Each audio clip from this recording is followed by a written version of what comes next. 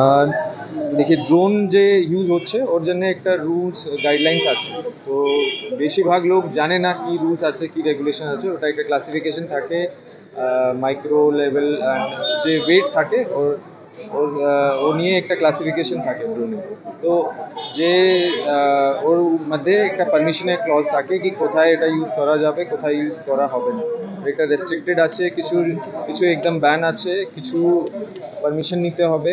তো এর জন্য আমরা সবাইকে বলছি কি ড্রোন যে যার যার কাছে আছে ওনাকে আমরা অবগত করাচ্ছি কি কি কি রুলস আছে কি কি গাইডলাইন্স আছে আর সব।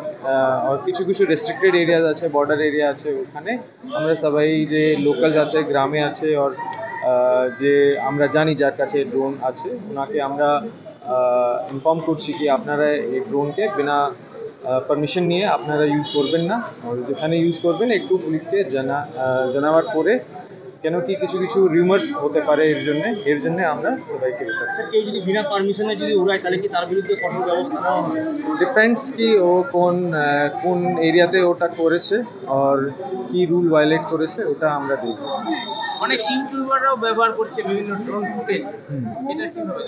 এটা যদি ক্লাসিফিকেশন মধ্যে থাকছে যে মাইক্রো যে ড্রোন আছে ওয়েট ক্লাসিফিকেশনে ওরা ইউজ করতে পারে, কিন্তু আমরা তবু ওনাকে বলেছি কি একটু পুলিশকে ইনফর্ম করলে ভালো হবে, কেন কি কোনো রিউমার্স তখন থাকবে না।